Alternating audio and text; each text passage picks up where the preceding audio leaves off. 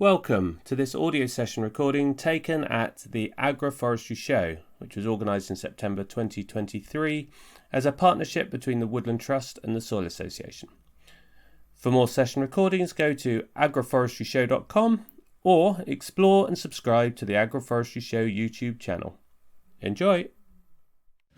And good morning. Lovely to see so many of you this morning. I hope you had a good evening and slept well.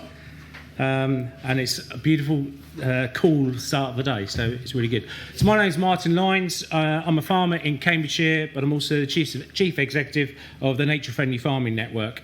Today's session is about functional biodiversity in agroforestry. As you'd have seen by the literature in the book, did you know over 6,000 species of insects are involved in pollinating our crops and our plants? We often always think about the bees for pollination, but that diversity in the landscape of approach of different features add to the pollination and predatory insects that have homes. And trees and hedgerows are an important part of that contribution to the diversity. We all know we're in a nature-depleted landscape, and farmed landscape and landscape at whole can play an important role in reversing that decline. And agroforestry and forestry and hedges and trees play an important part in delivering ecosystem services that can increase profitability, increase yields and increase resilience in the farming sector. So today I'm really pleased to have a range of speakers. We're each going to do a presentation and then we'll finish off with Q&As. So if you think of any questions, hold tight with them and we'll deal with them at the end. So first of our speakers will be Dr. Tom Stanton, Postgraduate Research Association of Agricultural Systems. Then we're going to hear from Phil Knott, a crofter from the Isle of Skye, and Director of Reforest in Scotland, and Vice Chair for Scotland Nature Friendly Farming Network. Then we're going to go over to Sophie, who's the Assistant Farm Manager for the RSPB Hope Farm, which is in Cambridgeshire. And then we're going to move over to Sarah Hodsworth, Managing Director of Bee Happy Plants, and Dr. Alice Broom, Forest Research. And then when we come to the Q&A, we're going to welcome Stuart Home onto the stage if you've got any technical questions around the Woodland Trust and the assistance they can do. So without further ado, I'd like to welcome up Tom to make a start. So thank you very much. Yeah, thanks, Martin. So let's bring my slides up. There we go. So it's great to be able to speak to you today. I'm a postdoc researcher at the University of Reading. I've been studying agroforestry systems for about 6 years now, so it's great to see the momentum building up in agroforestry in the UK. Today I'll be talking about some research I did mainly as part of my PhD at Reading University. This was looking at functional biodiversity in agroforestry, particularly looking at plants, or weeds if you like, insect pests and their predators, and pollinators. I'm mostly focusing on arable settings, which is where these functional groups are particularly relevant. So just to start with, and I'm sure I'm preaching to the converted really here, but why do we need biodiversity in agriculture? Well, of course, we can argue that biodiversity is important in its own right, but it also provides agriculture with really important services. So that includes natural pest control. So insect pests cause a lot of crop damage globally. And over the last few decades, we've become more and more reliant on the use of synthetic pesticides to control these pest outbreaks. Many of you will be aware of the environmental and ecological concerns regarding widespread pesticide use and relying on that purely for pest control. And there's also the problem of pesticide resistance. So we're seeing that pests are evolving to adapt to these pesticides, so we continually have to develop new products to stay on top of them. So natural pest control, which is where we try to encourage the naturally occurring predators and parasitoids of pests, is seen as a more sustainable tactic. But it's quite difficult to get it right, and there's often some kind of pros and cons and trade-offs involved, which we'll see a bit more about later. So another really important service from biodiversity is pollination. There's a talk more specifically about that later on. Of course, many of our food crops are dependent on pollination, and again, we're very reliant on a limited kind of strategy to provide this at the moment, particularly honeybee colonies. And there's lots of evidence that wild pollinators can be more effective than honeybees, and of course it's more sustainable. We're relying on by encouraging a diversity of wild pollinators, we're less reliant on a single species. So in this research project, we wanted to really ask three main questions. Firstly, does agroforestry benefit biodiversity compared to agricultural monocultures? Then what are the costs and benefits of this biodiversity in agroforestry? So I'm particularly thinking of things like benefits might be natural pest control and pollinators, but also the costs and disbenefits might be weeds and pests. And then how can we design and manage these systems to optimize the benefits of biodiversity, so particularly the predators and the pollinators, whilst minimizing pest and weed pressure? So this was a very field-based project. We focused on 3 field sites towards the east of England. All of them were working farms, and each site had an agroforestry and an arable field under exactly the same management and crop rotation, etc. So you can just about see in the corner here is a drone photo of one of our field sites with the agroforestry system in the main part, and then the arable kind of control side-by-side comparison in the corner, and that was replicated across the 3 sites. So they were all alley cropping systems, with the trees mostly comprising fruit trees, undersown with a flower mix. And then in the crop alleys, this was a cereal-based rotation. And so this included Stephen Briggs's farm near Peterborough, which many of you will know about. He was speaking yesterday. Also Farm Eco, which is David Rose's farm near Nottingham, and then Stephen Parsley's farm near Huntingdon. So in terms of biodiversity, we did find that there was significantly higher diversity of plants and invertebrates in the agroforestry fields compared with the arable monocultures.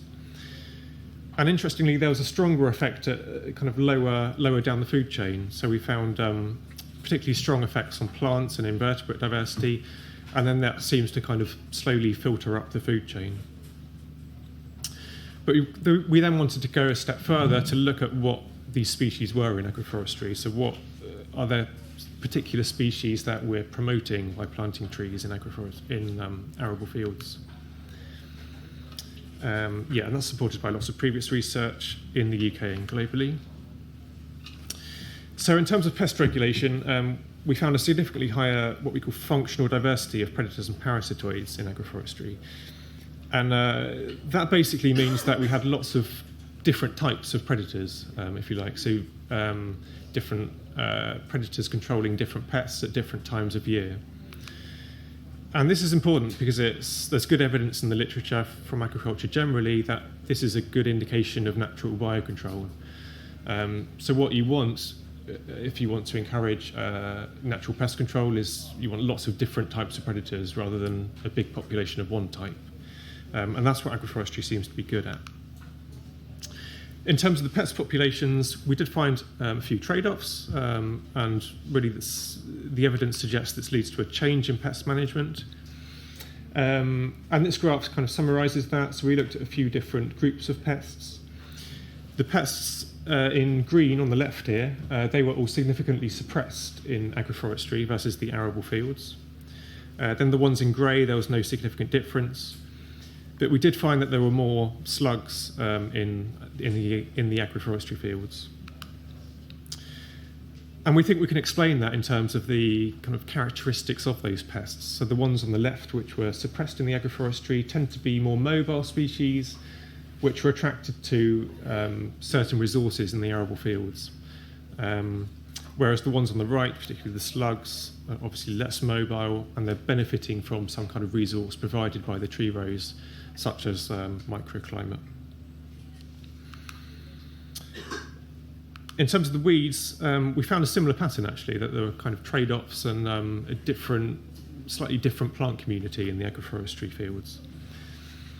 And basically, we concluded that agroforestry favours species that benefits from lower disturbance. So what that means is we found more perennial species in the agroforestry fields, more creeping rather than seed-spreading species, and also later flowering species. So if we think of a couple of examples of common weeds, something like creeping thistle, which is perennial and creeping and quite late flowering, that can be more of a problem in agroforestry depending on how the tree rows are managed. So it's important to think about the management of that tree row to make sure it doesn't become a source of things like thistles. However, if we think of something like blackgrass, which is a completely different plant, it's not perennial, it's annual, it's seed spreading, it's quite early flowering.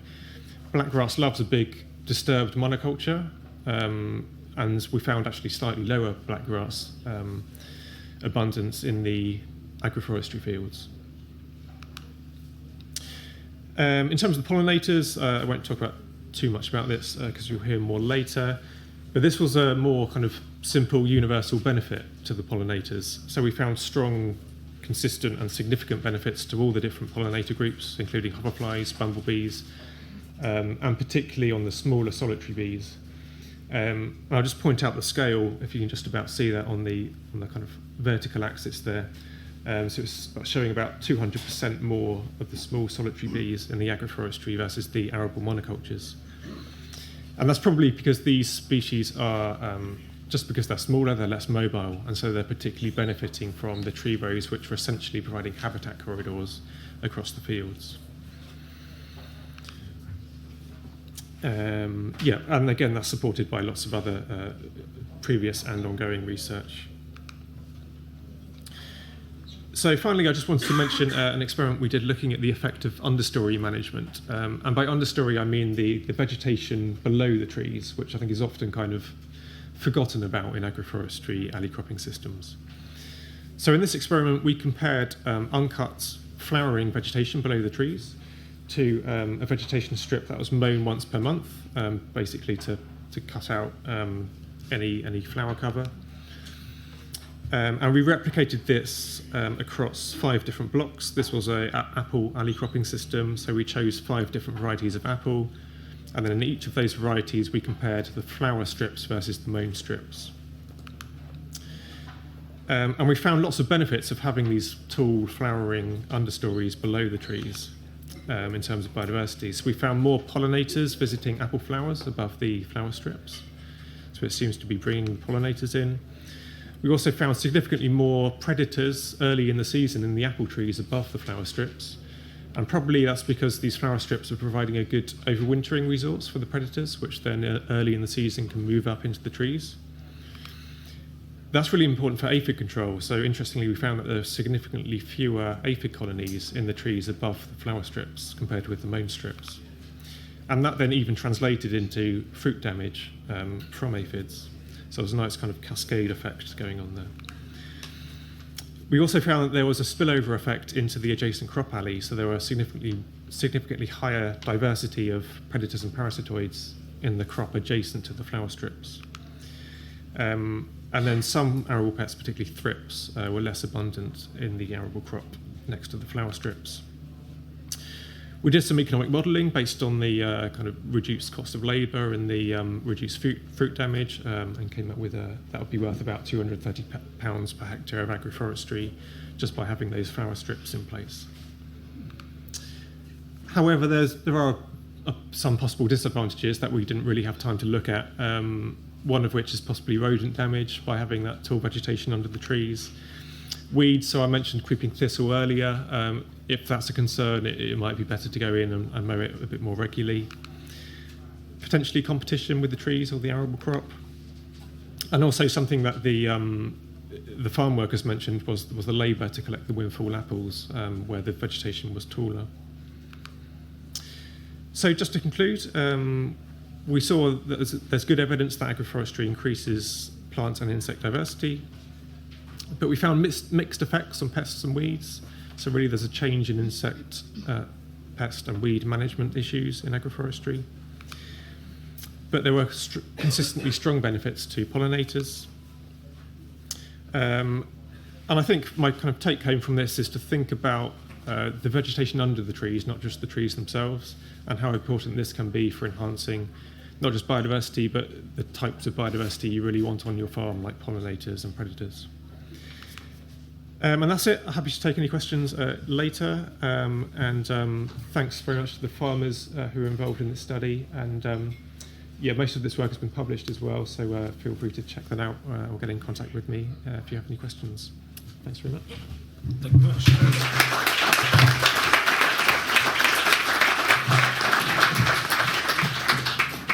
Thank you, Tom. There's some really interesting information coming out there of that importance of the for biodiversity and the long-term habitat that agroforestry and the good habitat underneath the trees give for pollination and predatory insects.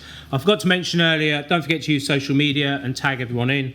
Those standing at the back, there are a few seats at the front. But next we're going to move over to Phil Knott and then come and give your presentation. Thank you. Thank you, Martin, and thank you, Tom. So I'll be talking about crofting, which is about as far-flung from here as you can get. So I am a crofter. I have a croft, which is a 3-hectare, essentially a small holding. Often comes with a share of commons. I'm on the Isle of Skye.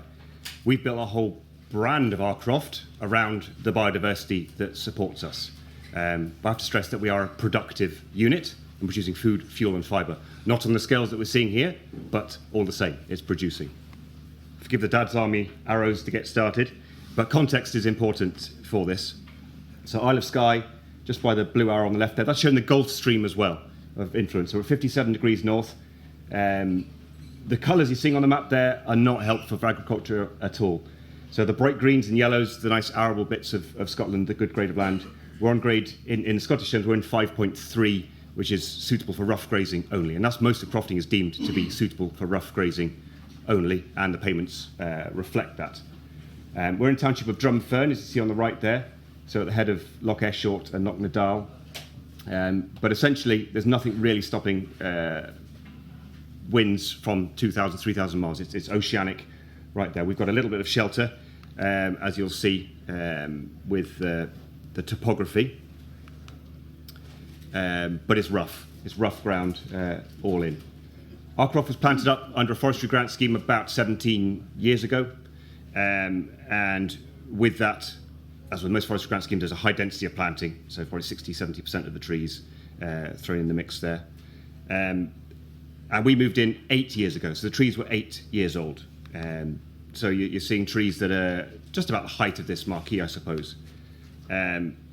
With that, we're still in conditions of grant, so we couldn't put livestock underneath at that point, wondering what we could do with our croft, maybe take it in a different direction. We had shelter, which is an advantage. Not many crofts had this element here. It's not the planned system I would have liked. We obviously have planned agroforestry systems we're seeing here. I had a multitude of trees all over the place, planted where they could get them planted, not really with a forethought of what the species and what the future land use would be, not even including access. But this is a sheltered environment. And we're seeing already there was quite high biodiversity within that. There'd been no chemical use on this site, of course, and it had just been grazed before that for a long period of time. So there was quite a lot of the remnant native biodiversity as it came in. Almost wood pasture-like, I suppose, in some ways, but it's quite rank underneath. A lot of rushes, a lot of millennia, particularly where it's heavily grazed before, and then you put trees on. You don't get a rewilding explosion of flowers that come everywhere because the ground hasn't had the chance. All those species have generally been grazed out. So you have a lot of rank vegetation. Where I've interfered with that, so where I've put some mechanical interference, I don't have any livestock still, but where I've used mechanical interference to kind of take away a lot of that rough vegetation, there's a lot of wild flora that comes up. It comes through. So what we wanted to do is observe. That was one of the first things we wanted to do. We had time to observe the land management, observe the species that were coming through, see what biodiversity we had, and then build things around that. All the while improving soil health, all the while improving shelter, giving us more options for crofting. Because at the current state of options, almost every part of land has gone under sheep, and that was heavily supported, including the land management and land improvement. That has disappeared out, and now the viability of that becomes more questionable on a larger scale, and that is a challenge. For a new entrant like myself, that wasn't going to be part of our model. So the overall look of it, you see now, is high density of trees, and you can say, well, I've got 60% tree cover and 40% open space, but I'm going to be managing my trees. So if I didn't, that crown cover would completely close over. It would be quite dense woodland, quite a tall woodland, even on the Isle of Skye, the trees once they get going. So we're actively managing our site, and at the height and size that they're at, They're absolutely fantastic for coppicing, for pollarding. I can do whatever I want. So I've got a free rein to work with that. And these trees will not die. You can cut all of these trees down time and time and time again. So I'm planning on maybe like a 7 or 8 year rotation. That's all my firewood sorted. That's all my wood chip mulch for my vegetables and my fruit tree nursery sorted. It's all there on site. The only inputs I put in are seaweed from the shore, and that's very traditional as it comes. Hand tools only. You can do that with things like alder. If it was a dense, tall tree, you couldn't do that. I do not have any machinery. I've not gone down the line of any capital costs. I work my 3 hectare site, not as a main source of income, of course, but as a sideline when it comes. Alder coppices beautifully, and that will produce a multitude of stems, which are perfect for whatever I want to use it for, particularly firewood and wood chip going forward. It's a productive site. I'm going to be building it up as I go. But with observation, with rest, the wildflowers are phenomenal. Pignut just grows in profusion, celandines at the right time, and because we don't have any grazing animals taking any of this out, it just comes year on year, seeds year on year. And in certain areas, particularly where I've managed it, you get high densities of tall herbs. Sorry, my clicker's just a wee bit slow. And these are all of the area. They're in keeping of the area because they're the ones that have popped up. I've helped them a little bit with the seed sourcing, but they're of the acid ground, they're of the rainfall. 3,000 mils of rain are our site, so I know someone behind me, 420 odd mils a year. With 3,000 mils, it's generally quite acid, quite a carbon-rich soil. These are the species that come through. And then the biodiversity, of course, builds up alongside that. And so for uses for us as well as just having high biodiversity, we thought, well, we can maybe have fruit, we can grow vegetables, we can do all sorts of other things as well, having a high biodiverse site within that. And that is absolutely humming with everything in the summer. Every kind of diptera in particular, all the flies, all the beetles, all sorts of stuff. Every time we kind of look at something new, it tends to have not been recorded on the area. Now, it's probably been there in a very, very low ebb for a long period of time, but not so much now because it's been grazed so heavily. So I've got a fruit, so I've been experimenting with fruit. Everything I put in grows, and that's on the Isle of Skye with a little bit of shelter after 8 years. Not saying it's a commercial venture. We had a great fruit presentation yesterday, but for me to be able to produce local chemical-free fruit on the Isle of Skye, I think it's fantastic. But biodiversity has to be a key part of that. And you'll soon learn, if you do a deep dive into a lot of these species, the life cycles are intrinsically linked to trees or shrubs or the native flora that's there. So yes, you can have pollen-rich things that things like to nectar on, but these moths here, the large emerald moth there, the poplar hawk moth, they're dependent on trees. You think, what are their caterpillars eating? And the abundance on that. And native trees and shrubs come right to the very top of the list. I've recorded 300 species of moth on the Croft alone, of which a dozen are new for the Isle of Skye as it comes in, with kind of the best young woodland as things migrate further north as well. And of course, you get your commoner things, but you need to know the life cycles of these things. If you want your green vein whites and your orange tip butterflies, you need to have your flower heads of for here, cuckoo flower. We don't have garlic mustard up there. For the red admirals and small tortoiseshell peacocks, you need to have your nettles growing up to a certain height. And there's so many moths that depend on that cycle as well. It's all there. And then it's the stuff we have no clue about, or maybe experts in the room can tell me about, all the galls, all these parasitoid ichneumon wasps. They're all keeping things in check. And because there's no chemical use, it's absolutely buzzing. And everything has an interesting life cycle as well. So the red soldier beetles, the bonking hoggy beetles you might know, they have not just there as pollinators in many ways, same as the small flies there, but they've got life cycles that are often predators in their younger stage as well. We all know about the ladybirds and taking aphids, but almost all of the beetles, all of the hoverflies seem to have these kind of cycles as well. So using native flora, it's all there. Embellishment planting for me, I just added more flowers into the mix. So around the edges in particular, wherever there's a berry, hawthorns and rounds and things, there's been a flower that something has pollinated. So you can stack that through, add in the honeysuckle, add in the ivy, all of this kind of three-dimensional thinking as well, which costs me nothing. I just throw the seeds out of the pocket. You shake me down any time I've got seeds dropping out of my pocket, because I just trouser these things. And then I'd say it's three-dimensional. Trees are three-dimensional areas as well. That's a long-tailed titnest on the left there, covered in lichen. And just look at that for a tree that's 17 years old. We're in a rainforest zone, and it's just covered lichens, mosses, liverworts. It just comes in on the wind. It's all there. I just finished very quickly on the birds. I could do a deep dive into any of the biodiversity we've got here. But my neighbour who runs sheep on his pasture and has done for 30 odd years, he's got it's not an area of high waded density or anything like that. There's meadow pipits, there's a couple of skylark, and there's some stonechats that use it. This is my bird list that's growing year on year, and I'm managing my woodlands to keep it quite open. I still get snipe breeding on my site, even though it's a wet woodland, because there's so much invertebrate life. But these are red-listed, amber-listed species, which as farmers, many of you will be familiar with, but I've got an abundance of those. I don't just have a pair of willow warblers, I've got a dozen pair of willow warblers. And so that stacks up to a huge density of birds that comes in year on year.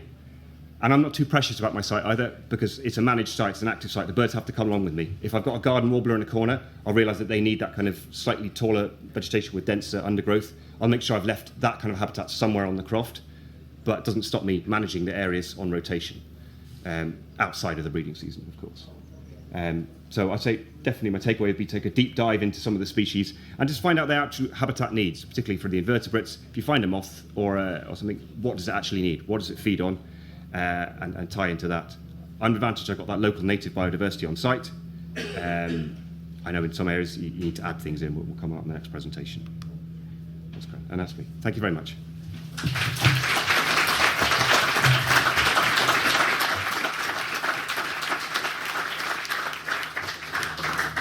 Thank you, Phil. I think my takeaway from that is the importance of observation and observing what you are and understanding how things change.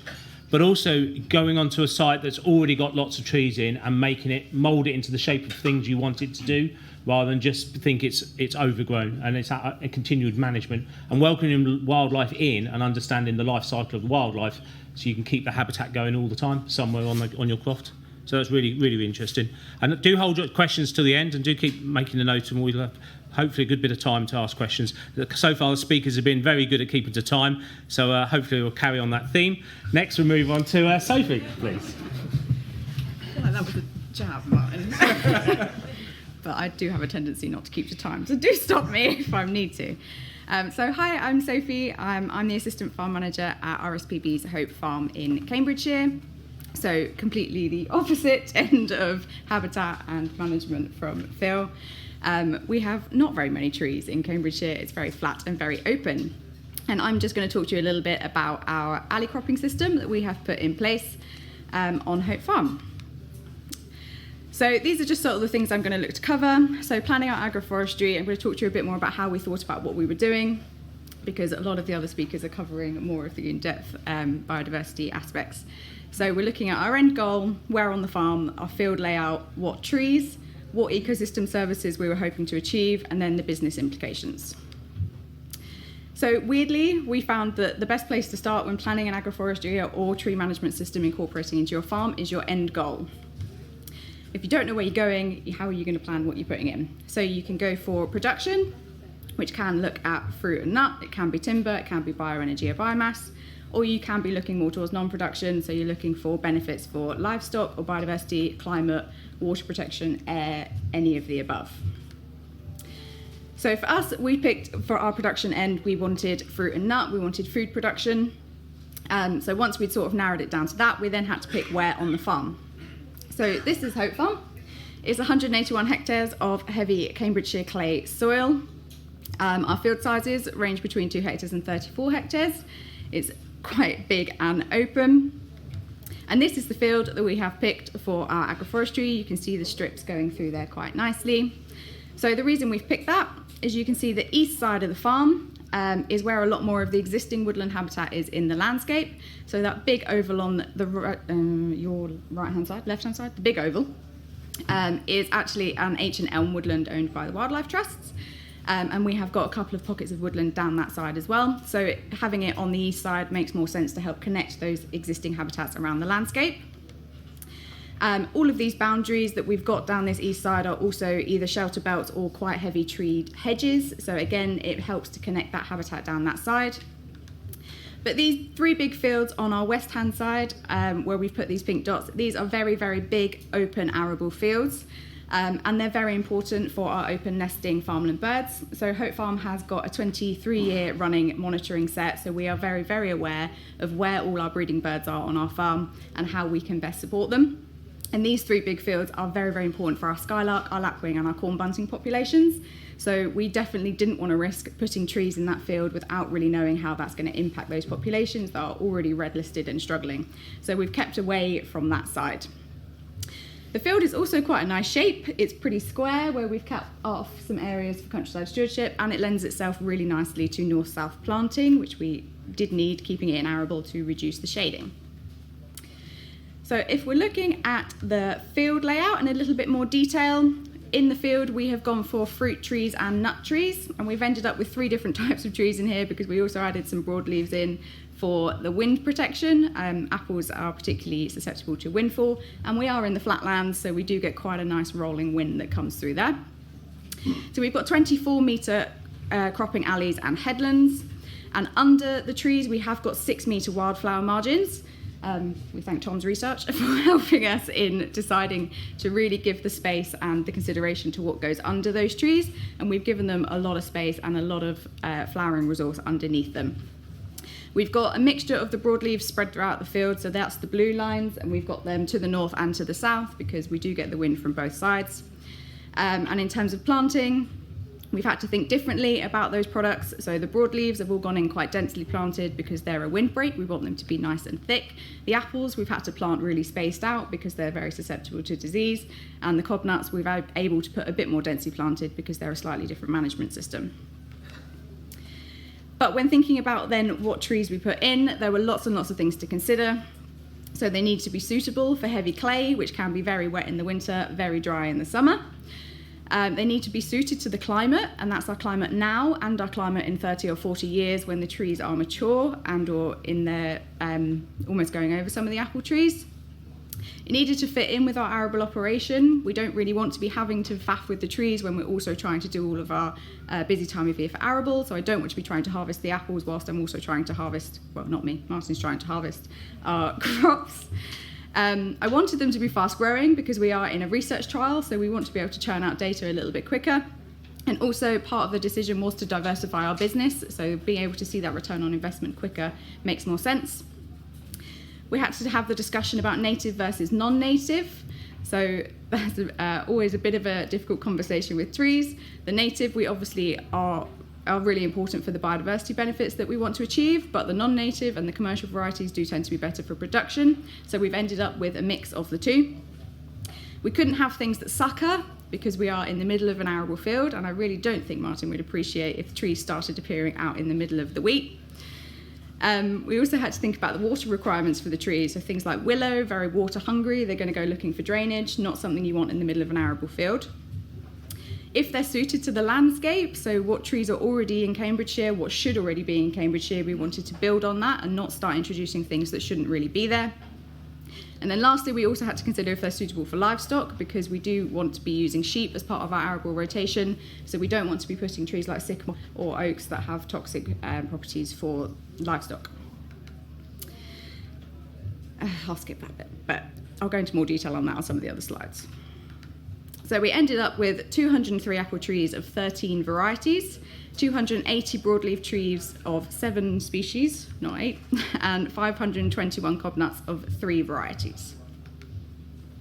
So if we look a little bit more about the apples, so we ended up with the 13 varieties. We took a lot of advice on apple growing, and apples, as I'm sure you're all aware, are quite susceptible to pest and disease. So if you can have more varieties, you do spread that risk a little bit because you get different levels of resistance. We went for a mixture of heritage and commercial. So as I said, it was important to us to keep some of the heritage and the native of what should have been in the landscape. Cambridgeshire did used to have a lot of ancient orchards, and there were a lot of heritage trees that should have been in the landscape that were ripped up many decades ago. So we wanted to bring some of those back. But we also put in some commercial varieties because we do want these apples to produce for our business, and it's very important that that stacks up for us financially. So we need to make sure we've also got some higher producing varieties in there. They're all juicing varieties because that's the end market that we have picked and we know that we can do the supply chain for. They're all pretty early cropping for apples, so they all go from late July to mid-September, which fits in quite nicely with what we need to do on the field.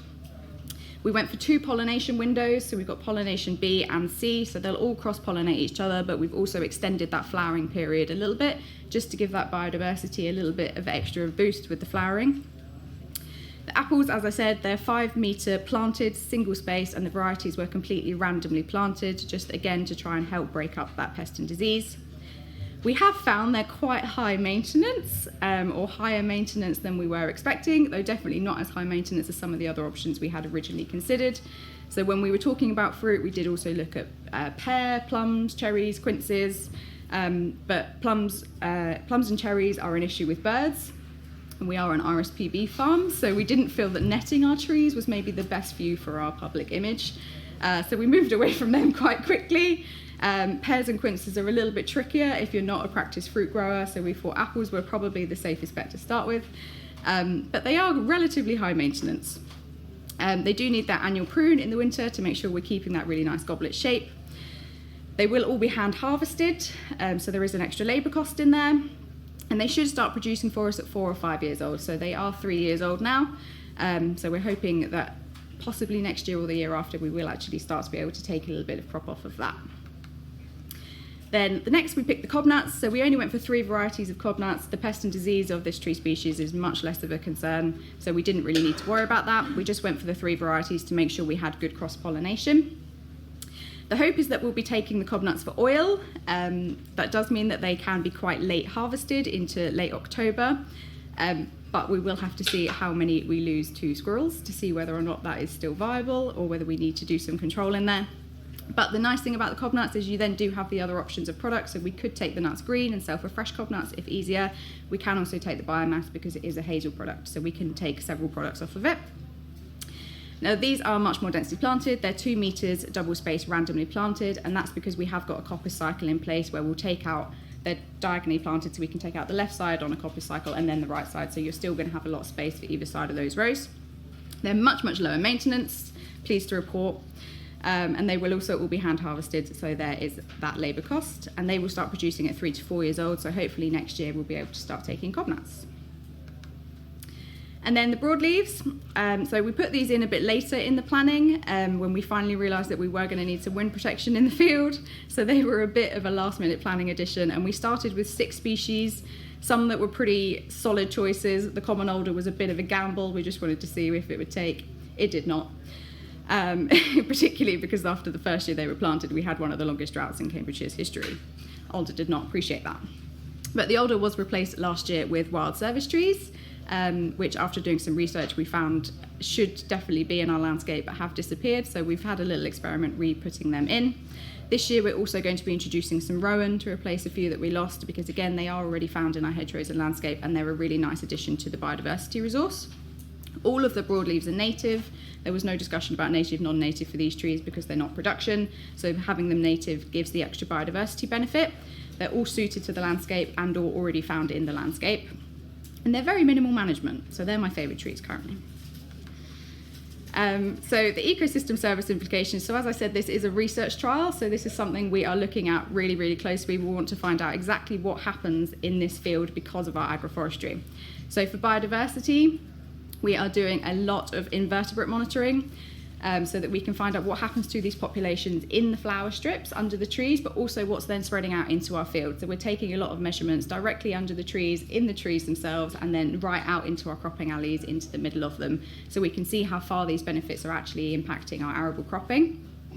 We're also keeping a close eye on our bird populations, as you would expect, because there definitely will be winners and losers for birds. The fact that there's more invertebrates is very important for the bird food chain, and that is excellent, but there will also be birds that really don't like this more closed canopy system. As I said, our open nesters, we don't know how they're going to react to it. We don't know if they'll come in and feed in it, but they will almost definitely not like to nest in it because it will be much more closed off. But we need to get the data behind that so we can say for certain how that works. For bats, we're monitoring our bats as well. We think this is going to be a big win because we are just connecting those existing landscapes where we already know we've got some really important bat species like barbastelle, and we're just helping them move through there, not to mention the fact that under those trees is now just full of invertebrates, so it's just a walking buffet for them, and they're definitely making good use of it already. And then we are monitoring things like pollinators with walks and underground biodiversity as well, so we're doing a lot of worm counts and some of the more carabid larvae work as well. We're also monitoring what happens to our climate mitigation for this field. So we've got a really cool piece of kit called a flux tower in the middle of the field, which is taking 20 measurements a second of our real-time CO2 flux in the field. So we've got a really accurate footprint of what CO2 is coming off and coming back into the field as the trees are growing and as they change literally hour by hour in terms of their photosynthesis, which is really, really cool. And if we're honest, if you were just going for climate benefit, these are not the trees you would put in, because they are not going to be the most, they're not going to store the most carbon as some of the big broadleaves, but they will still have an impact, and we really need to understand what that is. Not just the trees, but also the permanent vegetation we've put in place underneath them is all going to be pulling down out of the atmosphere. At the minute, the field is still emitting, so it's going to be really, really crucial for us to see if and when we hit that point where the trees are mature, whether we do start to then go the other way and start pulling some of those emissions back down. But we will have really awesome data to show that. There will also be some changes in the soil in terms of under the margins. Definitely we're going to be moving from the bacterial dominated arable soil to a more fungal dominated soil, but again we don't know how far that's going to go out into our arable cropping. There'll be changes in how the water moves through the field. You're not going to get anywhere near, well, we don't get tons of runoff anyway, but the runoff will be completely slowed because we've got these strips periodically through the field where it has to stop and infiltrate. The organic matter in the field is just continuing to build because we've got more leaf litter coming into the field, we've got more permanent vegetation. So we're taking lots of measurements in the soil, looking at the structure and the organic matter and carbon storage to see how that is changing throughout the whole field. And the air quality will change as well, which could be very important for input application. So lastly, the other thing to consider when looking at this is the business implication, which I won't go into too much detail on, but can ask questions on or speak to anyone afterwards. But it was a very, very large investment initially. So currently we've spent almost £22,500. This is only an 11 hectare field with just about 1,000 trees in it. So that is a pretty large initial investment. If you're including staff time, that goes up to almost £39,000 with the amount of time we have spent on putting this in place. So again, quite significant. It's a delayed return on investment, so you don't start to take products back until those trees are mature. Obviously that changes dramatically depending on what trees you're putting in your field. We've picked things that should return pretty quickly, but you could do it even quicker if you put in things for biomass. If you were putting in willow, something that shoots up really, really quickly and you're just taking biomass off. Could be even longer if you're looking for timber or biomass or trees that take a longer time. It's a different marketplace, particularly for arable farmers. We're used to selling crops, we know where they go. Now we're trying to plan for a marketplace and see what it will be doing in 5 to 10 years' time for a product that won't be ready until then, which is quite difficult. We're lucky as the RSPB that we have got open supply chains internally, so that's made it a little bit easier for us, but it's definitely something to consider is where your end market is going to be by the time these trees are mature, and if you know how to get into that. But it can be very profitable. So these are only estimates at the moment because we haven't started taking products, but you can see that graph looks quite happy for the amount of money we will be taking off of just the trees in the field, hopefully once they are mature. So just lastly then, my takeaway message, if you're looking at putting agroforestry in, is just get as much advice as you can and take your time. There's a lot of information to gather and there's a lot of planning. No agroforestry system can be picked up from one farm and put on another. It has to be planned specifically for your farm and it has to work for your business and your landscape. And definitely if you can, do it over time so you're spreading that risk because the climate is not always your friend, as we found out planting before the longest drought in Cambridgeshire history. That's it.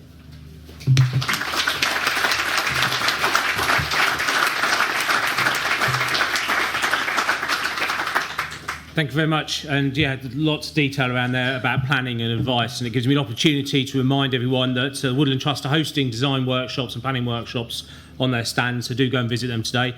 But also the opportunity of assistance in planting the trees and grants from Woodland Trust, other organisations, and there will be, if you're in England, the SFI 24 offer. Hopefully we'll have agroforestry as an option within that. So there's hopefully lots of assistance to help with the advice and help with the affordability of getting that moving. So that's really good. Thank you very much. Next, we're going to invite Sarah up of a split role and do the first 5 minutes, and then we'll swap over. So over to you. Yeah. So I'm Sarah from Be Happy Plants and Seeds. We were lucky enough to win an award in 2022 for a new idea. This was another take on agroforestry for pollinators. So we were very fortunate, and we ended up in a collaboration with Forest Research.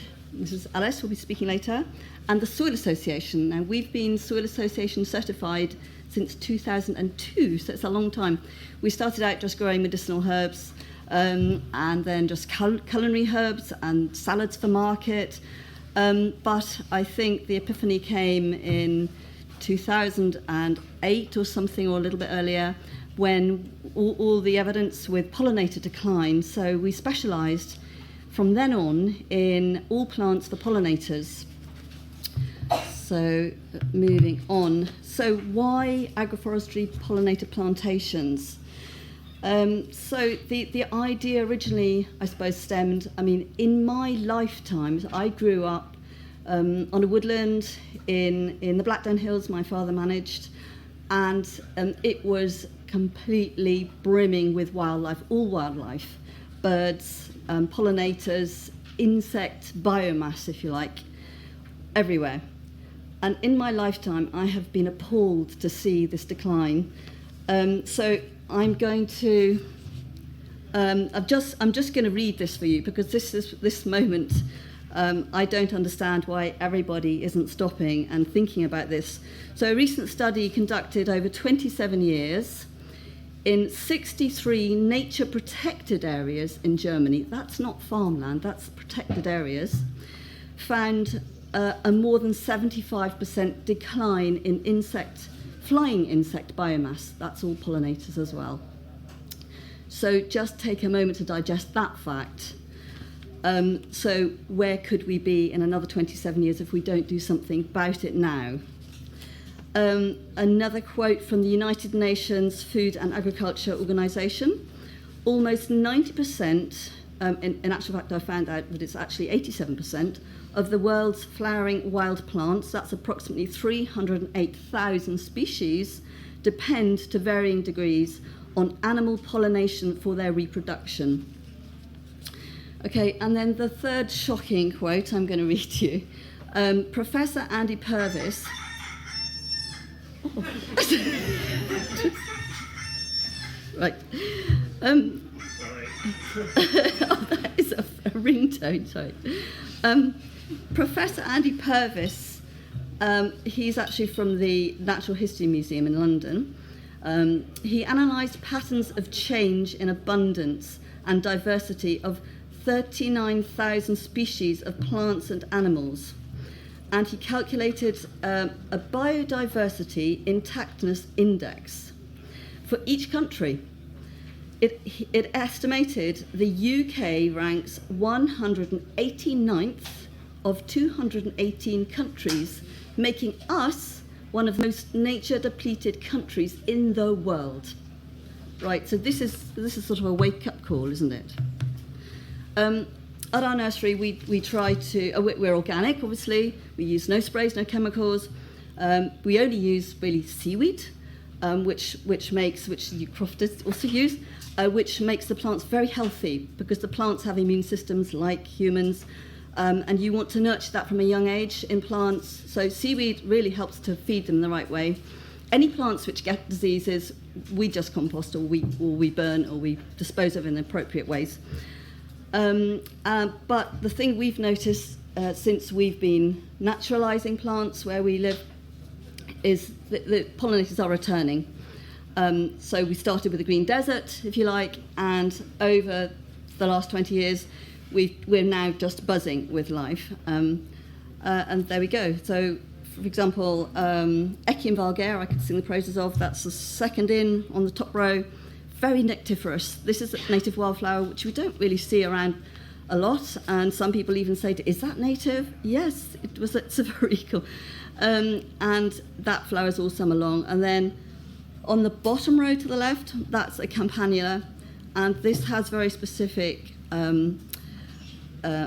alliance with specific bees. So, for example, the mining bees and the harebell mason bees, and they specifically take pollen from those species, and they can actually even be found sleeping in them at night, which is a very sweet thought.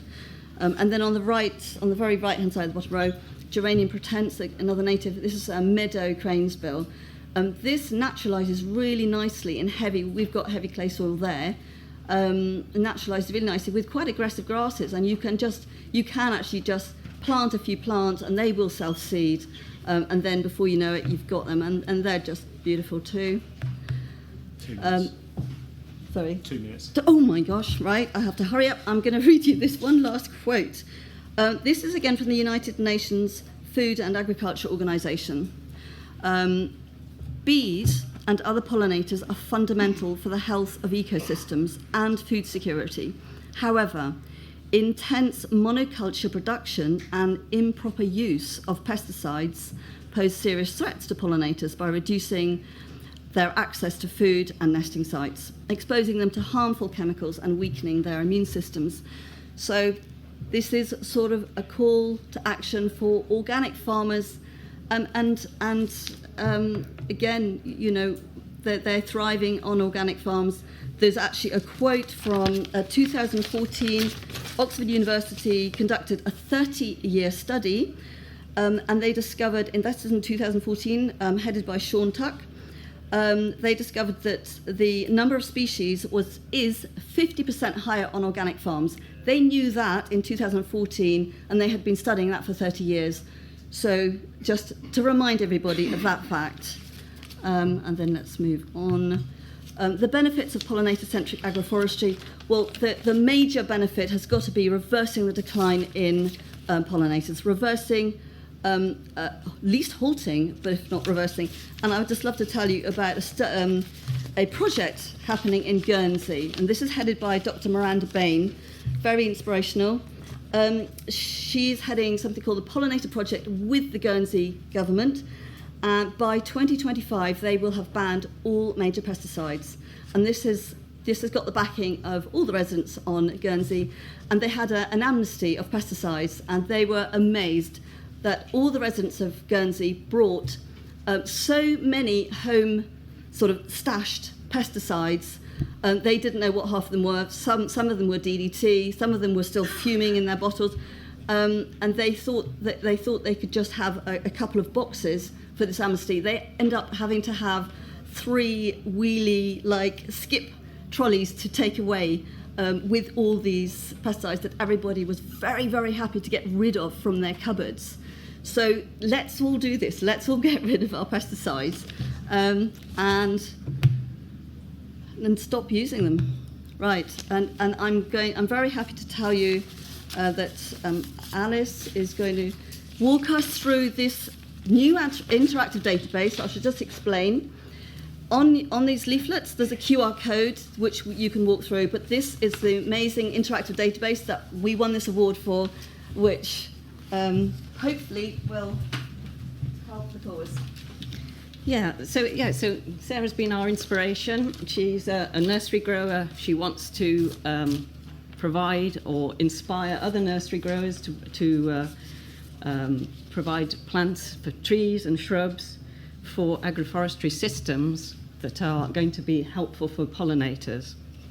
So she came to Forest Research and she said, well, can you help us work on this project to provide information to farmers to help them select the right tree species which will grow on their sites now and into the future, and which also provide these pollinator benefits. So we've worked together, drawing together our ecological site classification, which provides a way to assess a site for its tree suitability into the future. And we've also done an extensive literature review on trees and shrubs that could benefit pollinators. Okay, so we've put together 38 trees and shrubs. We've been quite bold in our selection, so we've used some very I can't remember your term, but very sort of reliable, well-known species, but we've also added some other trees and shrubs that may be suitable into the future. And when this is launched, when this website is ready and up and running, it's nearly there, farmers will be able to go onto it. It's interactive. It's spatially, you can be searched spatially, so the first thing you'll see is a map which you can zoom into, find your site. And once you've got your site, you choose what climate and what future period you want to think about in terms of planning. Planning was very important, we've heard. So, then so you choose your site, and then you think, what years am I thinking of into the future, and also under what kind of climate scenario. And all this information is in the tool and explained, but there's sort of projections of climates at the least worrying level, and then at the worst sort of level of global mean temperature increase as well. So you select your temperature range, and you select your year that you're thinking you want to grow your trees and shrubs till. This is for your particular site. And then, so we've got running an example here of one site. You've selected your worst case scenario for the climate, and you've selected growing till 2080. And then the information that is gathered then behind the application is information drawn from our databases about general soil type, so that tells you your soil moisture sort of situation and the soil nutrient situation for that location. So that's from soil maps. That can be modified by your own knowledge or by the owner's own knowledge, but these are default indications that can allow you to run this inquiry. And then there are a set of climatic variables that are drawn from the ecological site classification system, which tells you about the climatic warmth, climatic dryness, continentality of your site, windiness of the site at that particular location. And then it matches your tree species to the suitability of growing in those situations. And I'm just showing here the sort of traffic light coding that will come back on the system to show you how suitable a particular tree species is. So green, very suitable, red, unsuitable. And because we were kind of pushing the bounds a bit on what tree species and shrub species we were trying to consider, sometimes we just don't have the data to make a prediction, so that's coded as insufficient data. Okay, so for 38 tree species, there'll be this return saying for all these factors at this particular location, the tree is suitable for these factors against these factors. So that gives a kind of a quick feedback. Oh, you've got maybe have 10 species that are highly suitable, some that appear to be not suitable, but actually the site is maybe wetter than the default being predicted here. So it's a kind of quick look at what might be suitable. Selecting a species, then you can look at that more in detail, and then from that species you've selected, we've got sycamore here coming up with the information about site suitability, and then for that there would be a link to information about that species in terms of its what it might provide at the site for the farmer. So the example we've got here for that is Berberis darwinii, and so for each species then there's this table of information about the species' tolerance to growing at that site, so how drought tolerant it is, shade tolerant it is, how much waterlogging it can withstand, frost tolerance, an assessment of its pest and disease susceptibility, and then some risks, because risks are really important to flag up, and we've got a number of risks here that we've assessed each tree species for in this system. Services to pollinators, another really important set of information to consider. So what do these tree species bring and provide for the pollinators? And then also important is a consideration of the products that species provides. So for each of these 38 species then there's this feedback on what the products are. We've assessed the products. And then finally some information about their utility in the planting those species in the farm.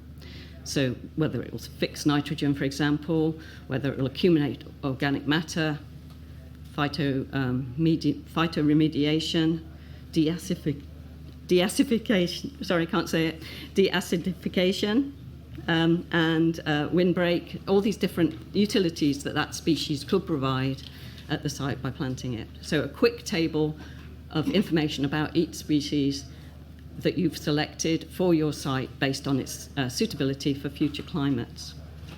Just 1 or 2 more minutes. Okay, so we're rattling through that. Again, we've been working closely with Ben Raskin from the Soil Association to help us pick the right types of information, or in the right kind of way to show this information that I think is the most usable way for sort of digesting when you look at a kind of web application like this. Be Happy Plants and Seeds have been our kind of the leader of the project, and also have gone for accreditation, biosecurity accreditation, and trying to demonstrate, or be providing lots of sort of demonstrations for the nursery industry on about growing plants in a healthy way for agroforestry. And then, yeah, it's been funded by the Innovate UK funding stream, which is about starting sort of, providing money for industry people to get going. Yeah, get going, innovation, getting going and starting to do new things. So it's been a very exciting project, and looking very forward to when this website is going to be released and ready for everybody to use. And as Sarah said, the flyers there will provide a little bit more information and can allow you to keep up to date with the production of that website. Thank you.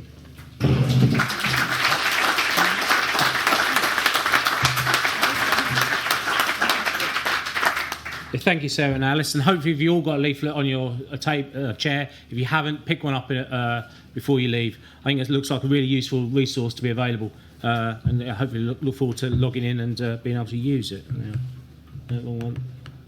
So now we come to, I think always the most important part of the session is the questions and answers. We've heard from a range of speakers. It's really interesting.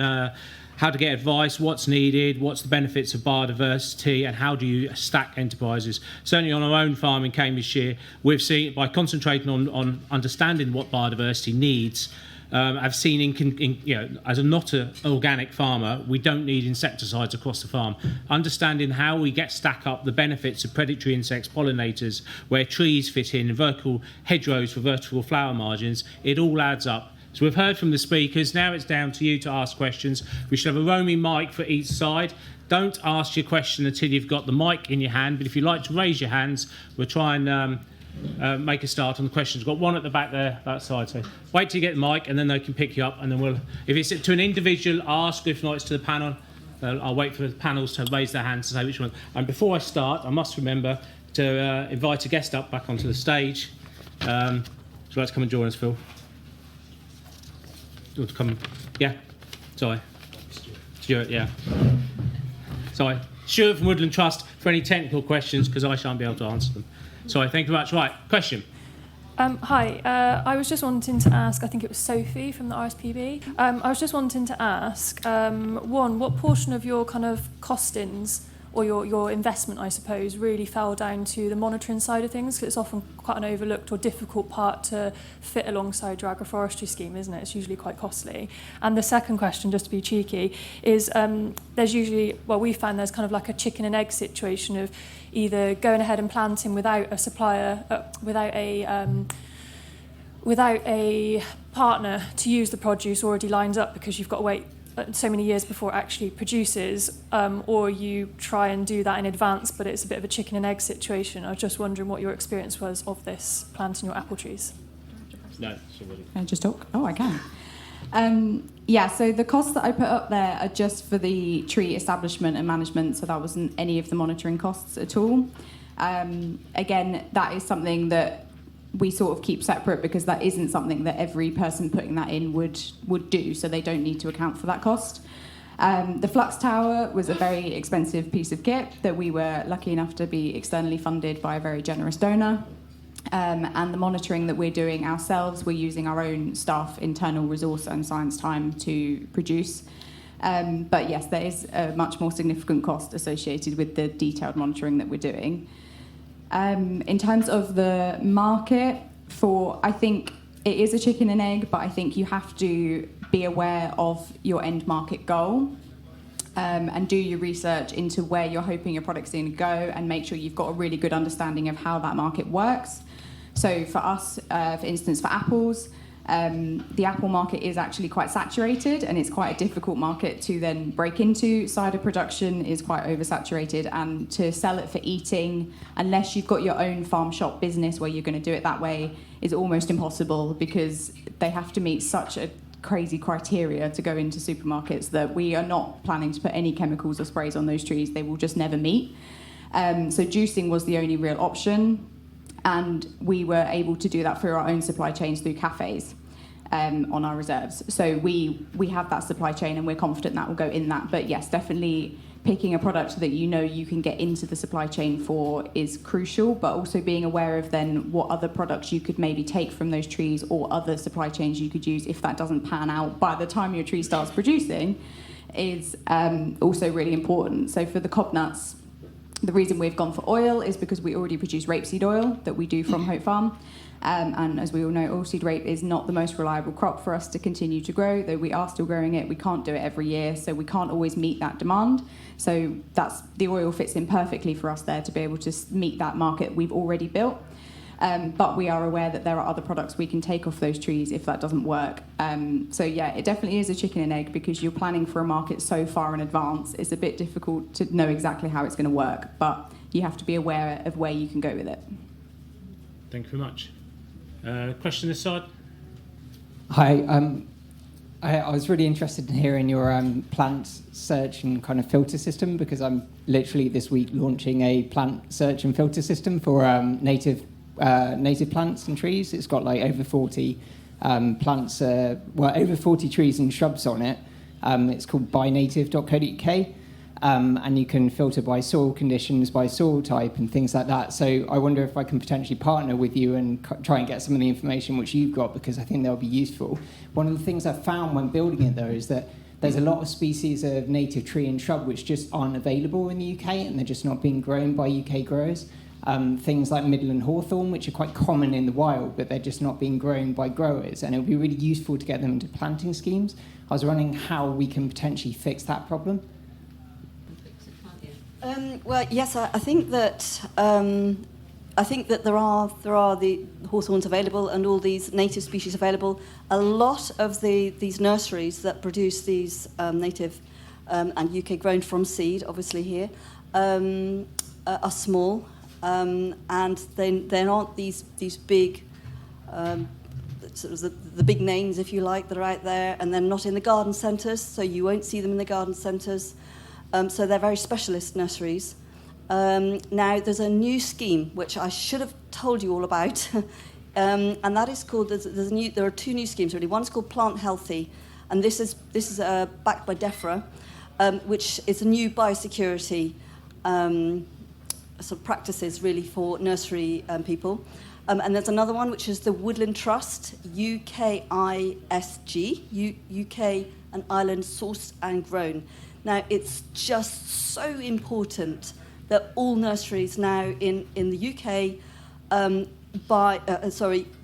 adhere to these biosecurity practices because of the new diseases that are coming in. And with climate change, these diseases are going to be on the increase. They'll be migrating north from Europe. And, you know, we just got to be so careful to look after our own native species. And so all I can say is implore you all to check your suppliers. We are going to be listing nurseries who are going to be Woodland Trust, UKISG, and Plant Healthy accredited. And actually, this month we're having our auditing from the Woodland Trust. Okay. Thank you very much. Thank you. Oh, sorry. Sorry. Just mention, picking up your point about a system that we use, the ecological site classification system. Yes, I mean, that's been the kind of forestry industry standard for the last 20 years or so. So, we can talk about that, and I can link you to our other colleagues here who are going to be talking on that system. Thank you very much. And Stuart, do you want to just touch on about advice and how do you get the right species onto farms? And so thanks. Certainly on the advice side of things, as the Woodland Trust, we're very keen to come out and help you to put your agroforestry together. We've got the demo tent up today, so if you did and you are thinking about putting a scheme together, do come and see us. We can offer the advice of an advisor to come out, look at your scheme. We talked about bespoke schemes. Sophie was saying how every scheme has to be different. It is, you need to start with your goal, you need to start with what you want, and we need to work backwards and help you to design that, to get the right tree into the right place, and to make sure that we are delivering on the best possible tree that you can get. So some of those trees, we would like them to be UK ISG. You will obviously have agroforestry systems in your mind that may not be able to get those trees from the UK, and we'll be able to help you to get those in the best possible way, even if they're not UK ISG or plant healthy. We want you to try and go down that route if humanly possible. Thank you. Yeah, can't stress enough getting the right advice to get the right species on your farm that may be not in your locality currently but may used to be, and also the output need as well. So there's another question at the back there. Jo Lewis from Wiltshire Wildlife Trust. Given what we've heard about the potential significance of agroforestry for nature-friendly farming, particularly for panellists based in England, what would you like to be seeing from the new local nature recovery strategies being rolled out in England in support of agroforestry? So which the panel would like to... Sophie, would you like to... Yeah. Yeah, that's a very interesting question. So the SFI is, I believe, still planning to have agroforestry roll out in 24, which it is, yeah, okay. It keeps changing, I can't keep up with it, which is like the lowest tier of the public support schemes that we're going. I think the potential for it to be in landscape recovery is much more significant in what it can deliver, because the risk with it being an SFI, I personally believe, is that there isn't enough advice and support tailored to that scheme for that system to be really put in for its maximum potential, particularly if we are looking for biodiversity and climate. So having it in the landscape recovery, where you're then looking at larger areas of land, you're looking at different landowners working together, would be really crucial for it really maximising those benefits.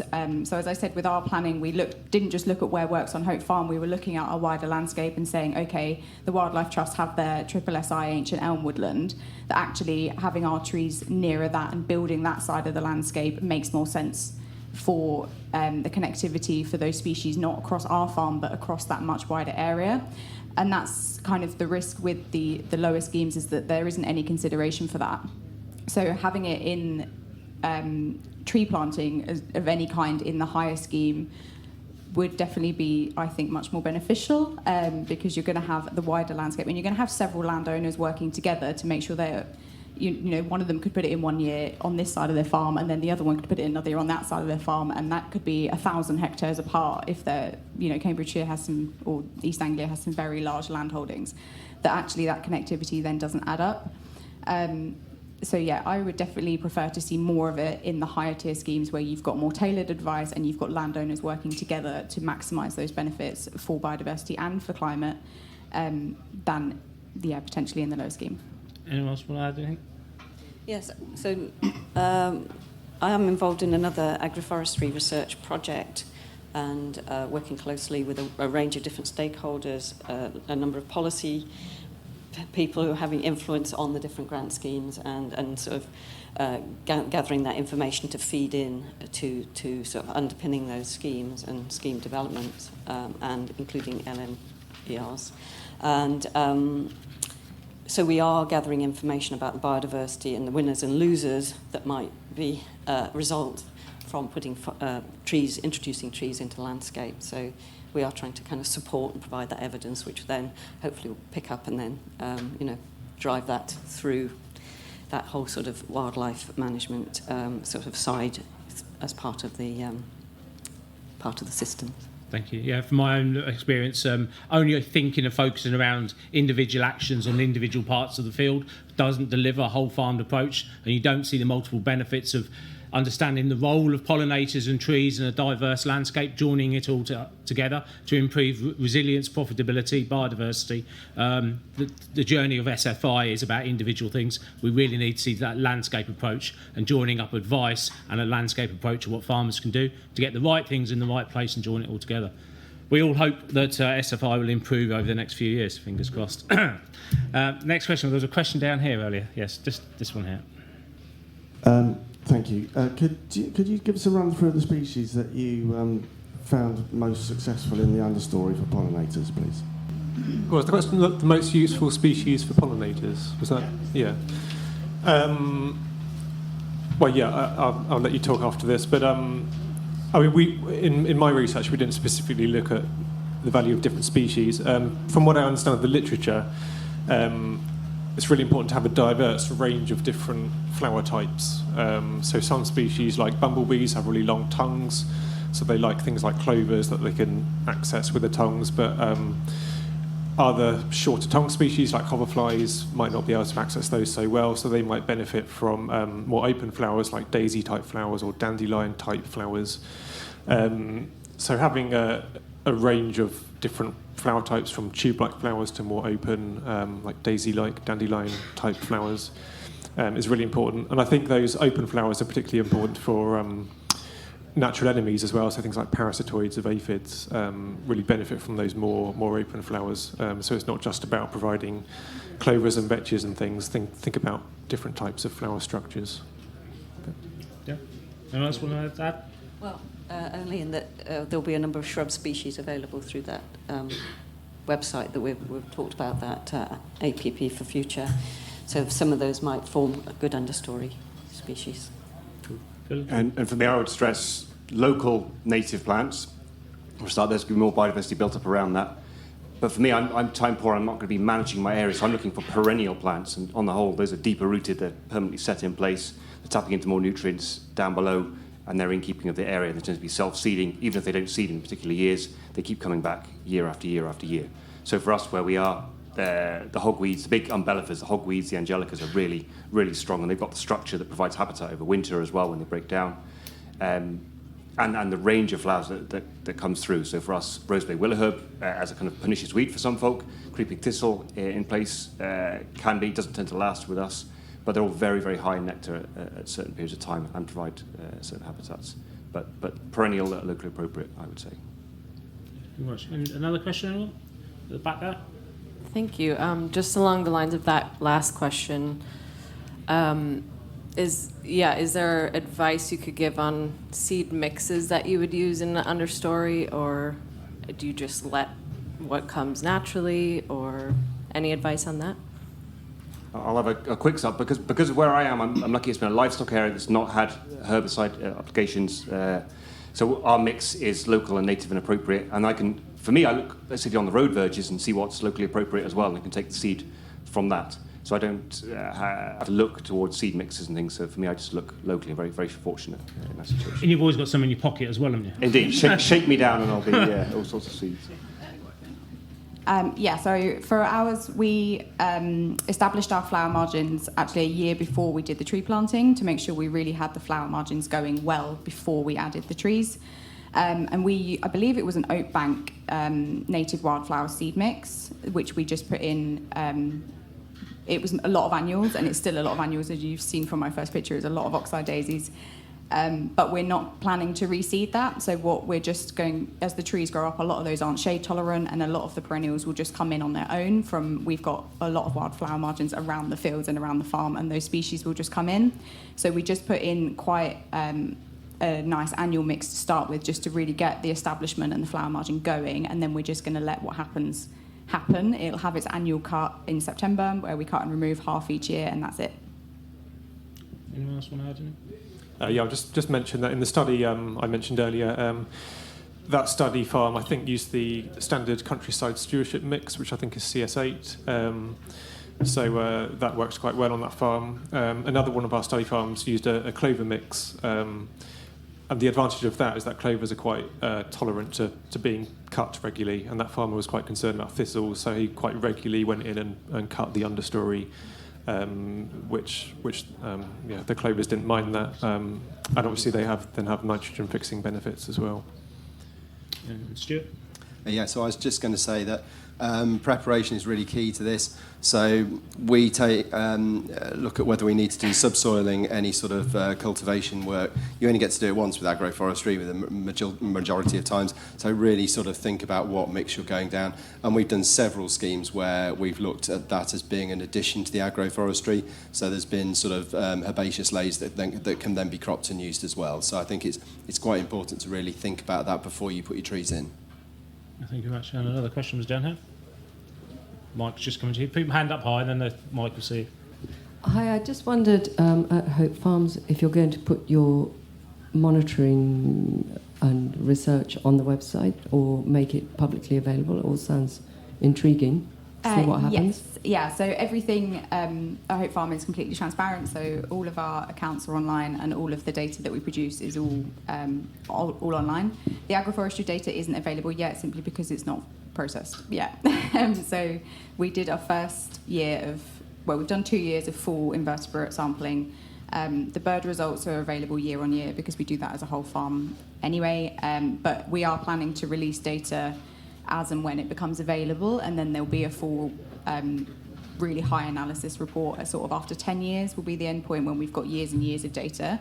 But we are going to release what we find every year, because 10 years is a long time to wait. So you'll just have to take it with a bit of anecdotal. There isn't enough to really draw big conclusions, but yes, it will be available. Thank you.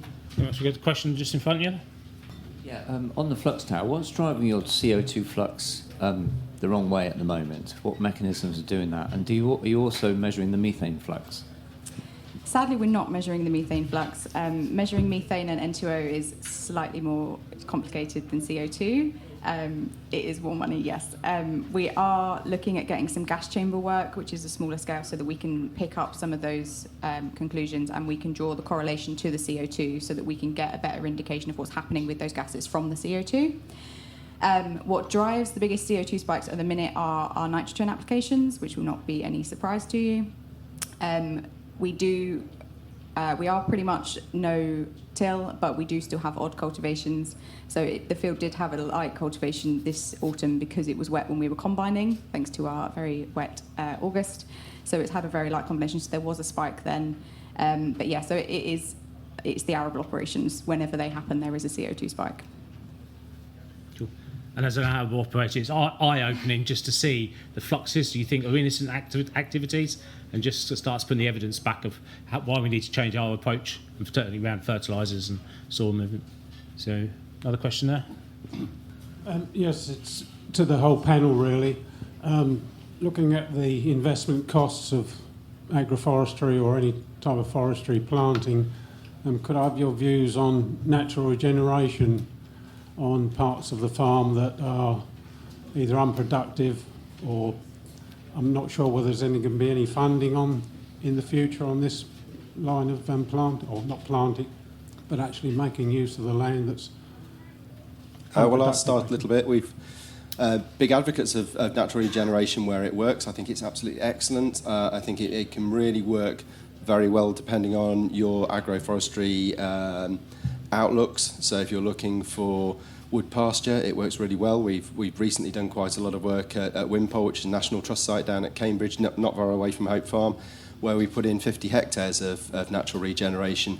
We've planted, of wood pasture. We've had to plant that because it was green recovery funded, but we're actually hoping that there's going to be an awful lot of natural regen coming back into that as well, and it works really well. We've got several little schemes within the Woodland Trust that really push natural regen, and I think certainly in its place, if you've got the right seed source and if you can bring that into the scheme, then yes, why not? Why not at all? You'll get a much better take, you'll get much better stock coming through, and much better trees. So yeah, absolutely, 100%. Anyone else? Yeah, so I'm thinking about natural colonisation, which is trees coming into agricultural fields or fields which haven't been woodland before. So Forest Research has got quite a big project looking at natural colonisation right across the country. We don't have the results yet, but it's a very slow process. You can get woodland establishing, it takes a very long time. But there are very interesting things about the structure and the kind of biodiversity that's entering those sites. And we're also looking at the carbon and the whole system. So soon we'll have some really good evidence about natural colonisation. You say it wasn't woodland before, but the whole country was covered in woodland. Well, yeah. I mean, recent times, let's say it was an agricultural field before. So seed sourcing is obviously vital. So where I'm from, there isn't much woodland left. What's left is in gorges where livestock haven't got to, and that includes some of our best rainforest areas that we've got. So I think it's 75 metres or so would be the line. If you've not got any native trees there, then you can look to plant in. But for me, as someone who's now a grower and I grow fruit trees, and my biggest weed on my croft is alder, birch and willow now that it's set. But that would, for me, to get the colonising requires a bit of ground disturbance as well. So it's not actually coming into my grassland as it is, despite the millions of seed. Disturbance would be that, and livestock I think would be key, because into grassland doesn't seem to succeed naturally with us. Thank you. Anyone else want something? So thank you much. We'll have to draw the questions to the end because we're almost drawing up to the end of our panel. Very, very, very quickly. It's a question for the app for future ladies. If you are aware of, is the tool going to be open source, and are you aware of the FAIR principles, findability, accessibility, reusability, and interoperability, to avoid? I mean, I've been doing apps for 20 years, and then it just happened. It happens all the time. People trying to reinvent the wheel in a positive way because they don't know about the tools being developed. And maybe it's a way of sharing the code for co-developing and to move forward a bit faster rather than producing something. And it will die in 2 or 3 years, I know for sure, if it's not open and be available for sharing and open and code developing. A very quick answer. It will be freely available, yes. Freely available to everybody. Free source of information. It's different than being open source. I think the ESC part won't be open source because that's our system that we keep developing, so we don't. So you won't share code with him. So may I suggest pick up the questions after any of those detailed ones? All the speakers will be available. They're not going to run, I'm sure. No. So thanks ever so much. Thanks to the Woodland Trust, the Soil Association putting on the event, to Farmers Weekly Transition for sponsoring the tent, and the Woodland Trust for organising this session. But particularly thank you to our panel and the range of great questions from Tom, from Phil, from Sophie, from Stuart, from Sarah and from Alice. Thank you all very much, and thank you very much for sitting and participating in the session. Thank you for listening. We'd like to thank our lead sponsor, Sainsbury's, and our other major sponsors, Farmers Weekly Transition, Forestry Commission, and Till Hill, and all the attendees for making this show such an overwhelming success. To get advice and support for your agroforestry project, either visit woodlandtrust.org.uk/plant or soilassociation.org/agroforestry.